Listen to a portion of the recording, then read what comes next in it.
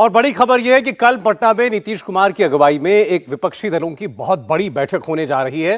विपक्ष के तमाम बड़े बड़े नेता, राहुल गांधी, कांग्रेस अध्यक्ष मल्लिकार्जुन खड़गे, ममता बनर्जी, अरविंद केजरीवाल, तमिलनाडु के स्टालिन, उद्धव ठाकरे, शरद पवार, तमाम लोग, तमाम चेहरे एक मंच पर दिखाई देंगे। लेकिन इससे पहले सूत्रों के मुताबिक आज बड़ी खबर आ रही है, कहा जा रहा है कि आम आदमी पार्टी ने कांग्रेस को केंद्र के खिलाफ अध्यादेश पर साथ देने के लिए कहा है और अगर ऐसा नहीं होता है तो आम आदमी पार्टी इस मीटिंग का बॉयकॉट भी कर सकती है। इस बीच अभी कांग्रेस पार्टी के नेता संदीप दीक्षित ने यह कहा कि केजरीवाल के आने या न आने से कोई फर्क नहीं पड़ेगा। केजरीवाल तो बहाना ही ढूंढ रहे हैं कैसे इस मीटिंग में उनको न आना पड़े। और पटना में जब इस सारे विपक्षी सितारे जुटेंगे तो इसका क्या मैसेज होगा बीजेपी के लिए, प्रधानमंत्री मोदी के लिए, इस पर बात करने के लिए हमारे साथ हैं बिहार के पूर्व डिप्टी सीएम, राज्यसभा सांसद सुशील कुमार मोदी जी। सुशील जी, बहुत स्वागत है आपका इंडिया टीवी पर। अब देखिए, आपके शहर में कल पटना में इतने सारे लोग जमा होंगे और उसका इशारा एक दिया तेजस्वी यादव ने। उन्होंने कहा हमारी सोच एक है, लक्ष्य एक है, चुनाव भी एक साथ लड़ेंगे, अलग अलग चुनाव क्यों लड़ें, और यही इस बैठक से तय होगा। देखिए, जिस पार्टी का लोकसभा में एक भी सांसद नहीं है, राजद का एक भी सांसद नहीं है लोकसभा में, रिबाउंड कर रहा पूरा। मैं इसको ठीक कराता हूं सुशील जी, ये उनके कान में इको जा रहा है, इसको ठीक कर दीजिए। जी सुशील जी।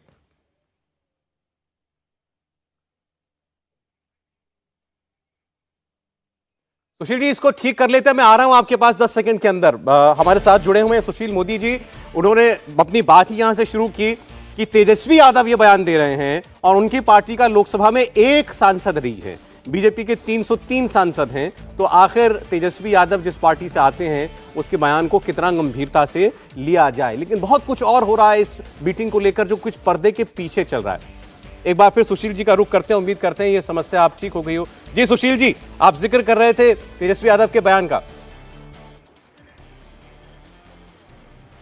देखिए, चुनौती देने में क्या लगता है, इसे मैंने कहा कि जिसका एक भी सांसद नहीं है वो 303 सांसदों वाली पार्टी को और चुनौती दे रहा है।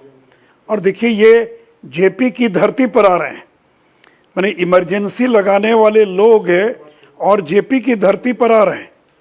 जिस कांग्रेस ने जयप्रकाश जी को पकड़ के जेल में बंद कर दिया, जिस कांग्रेस के कारण जेपी की मौत हो गई, अगर जेपी को इमरजेंसी में गिरफ्तार कर जेल में नहीं रखा गया होता तो शायद जेपी और कुछ वर्षों तक जीवित रह सकते थे। तो जिन लोगों ने लोकतंत्र का गला घोंट दिया, वो लोकतंत्र को बचाने के लिए पटना के अंदर आ रहे हैं, कह रहे हैं कि भ्रष्टाचार के खिलाफ लड़ेंगे। अरे भाई, जेपी तो लड़े थे कांग्रेस के भ्रष्टाचार के खिलाफ। आज क्या नरेंद्र मोदी के ऊपर कोई भ्रष्टाचार का आरोप है? देश के अंदर जब भी कोई आंदोलन हुआ है तो सत्ता पक्ष पर भ्रष्टाचार का आरोप लगा और विपक्ष एकजुट हुआ उसके खिलाफ लड़ने के लिए। जी। ये पहली बार हो रहा है कि भ्रष्टाचार का आरोप लग रहा है विपक्ष पर और सत्ता पक्ष लड़ रही है उनके भ्रष्टाचार के खिलाफ में। तो ये और जेपी की धरती को कलंकित करने आ रहे हैं। जेपी ने नारा दिया था भ्रष्टाचार मिटाएंगे, नया देश बनाएंगे, और जितने लोग आ रहे हैं उसमें 2-4 दलों को छोड़ दें तो सारे के सारे लोग इसलिए इकट्ठा हो रहे हैं ताकि 2024 में नरेंद्र मोदी को हटा दे, ताकि भ्रष्टाचार के जो उनके मुकदमे हैं उन मुकदमों को खत्म किया जाए। सुशील जी, ये देखिए, वो लोग ये कहते हैं कि नरेंद्र मोदी जी देश में लोकतंत्र खत्म कर देंगे, भारत में कॉन्स्टिट्यूशन को बचाने के लिए हम सब लोग एक साथ आ रहे हैं। हम छोड़ दें कि ये लोग आगे क्या करेंगे, लेकिन ये सारे लोगों का इनका एक मंच पर आना, एक जगह एक मेज पर बैठना, इसे क्या आप बड़ी बात नहीं मानते? इसमें क्या बड़ी बात है भाई? इसके हर लोकसभा चुनाव के पहले लोग मिलते हैं, हाथ हिलाते हैं, हाथ ऊंचा करते हैं। और अभी तो देखिए, एजेंडे को हाईजैक करने की होड़ मची है। अरविंद केजरीवाल ने धमकी दे दिया कि ऑर्डिनेंस के मुद्दे पर पिछले 1 महीने से खड़गे साहब ने मुलाकात करने के लिए समय नहीं दिया। अभी भी आपकी चैनल पर संदीप दीक्षित का बयान आ रहा था कि केजरीवाल आए ना आए से क्या फर्क पड़ता है। और यही केजरीवाल है जिसने 4 दिन पहले राजस्थान में जब उनको काला झंडा दिखाया गया तो कहा कि ये जो गहलोत है ये नीच हरकत कर रहा है, शब्द प्रयोग है नीच हरकत कर रहा है। तो देखिए, जो क्षेत्रीय दल हैं, कांग्रेस चाहती है कि क्षेत्रीय दल उसकी पालकी ढोए और क्षेत्रीय दल करें कि हमारे राज्य से तुम बाहर जाओ। ममता बनर्जी कर रही है कांग्रेस को बंगाल छोड़ो, अखिलेश यादव कह रहे हैं कांग्रेस को यूपी छोड़ो, केजरीवाल कह रहे हैं कि दिल्ली और पंजाब छोड़ो, तो बेचारी कांग्रेस चुनाव कहाँ लड़ेगी? तो ये तो ऐसी एकता हो रही है। अभी तो कांग्रेस मुद्दा उठाने वाली है बैठक में, जो बंगाल में हिंसा हुई है और 6 से ज़्यादा कांग्रेस के कार्यकर्ताओं की हत्या कर दी गई। अधीर रंजन चौधरी को हाईकोर्ट में जाना पड़ा पैरामिलिट्री फोर्स को बुलाने के लिए। तो ये कौन सी एकता? इस एकता का कुछ निकलने वाला है क्या? चाय पी लें, फोटो खिंचवा लें, बाकी गपशप कर लें, लेकिन जहाँ इतना कॉन्ट्रडिक्शन है और कांग्रेस चाहती कि छितर उसकी पालकी ढोने का काम करे। कांग्रेस का मनोबल कर्नाटक चुनाव के बाद इतना ऊंचा है, उसको लगता है कि सारे दलों को हमको समर्थन देना चाहिए। तो इसलिए ये जो बैठक हो रही है वस्तुतः ये भाजपा मुक्त भारत नहीं बल्कि कांग्रेस मुक्त भारत के एजेंडे को लेकर बैठक हो रही है। सुशील जी देखिए, ये बात तो सही है कि विपक्ष में बहुत कॉन्ट्रडिक्शंस हैं, मेरे राज्य में चुनाव नहीं लड़ोगे। नीतीश कुमार जी को ये लगता है कि उन्होंने जिस प्रकार गठबंधन बिहार में बना दिया, भाजपा को एक किनारे कर दिया, बाकी सारे दल एक साथ आ गए। ये एक्सपेरिमेंट बिहार में चला है तो देश में क्यों नहीं चलेगा? इसी को रेप्लिकेट करना है। कहां चला बिहार के अंदर? आखिर उपेंद्र कुशवाहा छोड़ के चले गए, मांझी जी छोड़ के चले गए, आरसीपी सिंह छोड़ के चले गए। 3 बाई इलेक्शन हुआ बिहार में महागठबंधन बनने के बाद, 2 बाई इलेक्शन हार गए और एक मोकामा के बाई इलेक्शन में बीजेपी को 64,000 वोट आया। तो कहाँ 7 दलों का महागठबंधन बीजेपी अकेली बीजेपी को पराजित कर पाया? उसमें तो उपेंद्र कुशवाहा, मांझी, आरसीपी हमारे साथ नहीं थे, हमने अकेले पछाड़ दिया। तो कहाँ वो रेप्लिकेट करेंगे जी? और नीतीश कुमार जो एक समय में 115 विधायकों के नेता हुआ करते थे, आज उनकी संख्या घटकर 44 हो गई। यानी उनका आभा मंडल, उसकी चमक चेहरे की खत्म हो गई, वो ट्रांसफर करने की क्षमता खत्म हो गई। तो वैसे लोग बैठक बुला रहे जो फ्यूज्ड हैं, जिनको जनता ने नकार दिया। आखिर जनता ने नकारा नहीं होता तो नीतीश कुमार की पार्टी को 44 सीट कैसे मिली होती?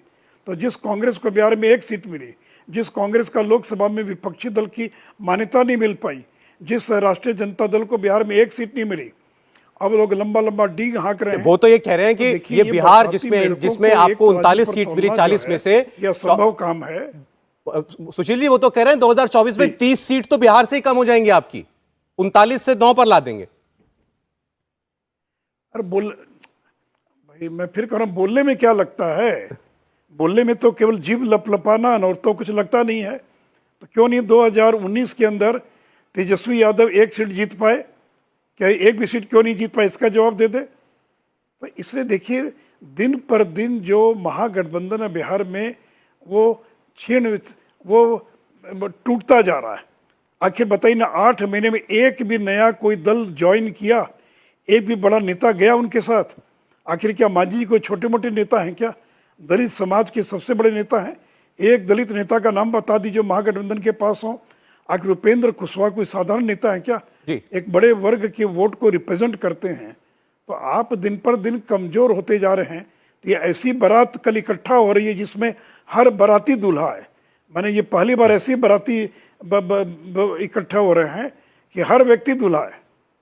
इसलिए देखिए, तो सिर्फ फुटबॉल तो होना ही है इस गठबंधन के अंदर। सुशील जी जैसा आपने कहा कि ये सारे बाराती जो कल आ रहे हैं ये सब लोग दूल्हा बनना चाहते हैं या दूल्हा है, ये बताया जा रहा है पुरोहित कोई और है, इस सब के पीछे लालू जी हैं।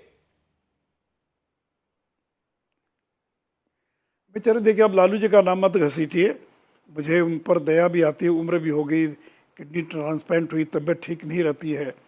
जब लालू जी अपनी पराकाष्ठा पर थे तब तो 1 सीट नहीं जीते बिहार में। भी आज ना बीमार है, 2019 में तो बीमार नहीं थे तो क्यों नहीं जिता पाए?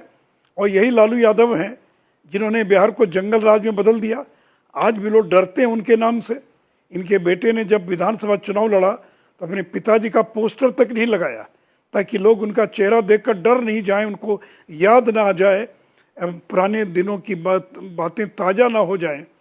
तो जो लोग न लोगों को रोजगार दे पाए, न लोगों को 2 समय का भोजन दे पाए, वो मेहमान जुटाने चले हैं, पूरे देश भर से मेहमान बुला रहे हैं। तो मेहमान बुलाने में क्या लगता है, लोग इकट्ठा होंगे। अब तो अरविंद केजरीवाल ने शर्त रख दिया है, पहले तय करो। केजरीवाल की शर्त है कि ऑर्डिनेंस का क्या होगा।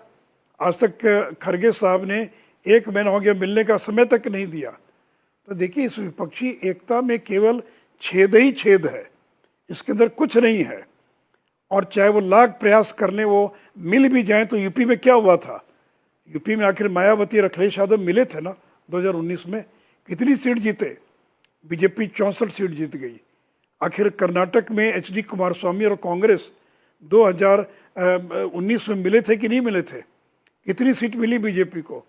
तो देखिए, केवल हाथ उठाने से नहीं होता है, दिल मिले न मिले हाथ जरूर मिलाएंगे। ये जो मायावती ने कहा वो ठीक ही कहा, दिल मिले न मिले हाथ जरूर मिलाएंगे। हाथ मिलाने में क्या लगता है? सुशील जी, मैं आपसे कमेंट जरूर चाहता हूं। तेजस्वी यादव की बात है दोबारा।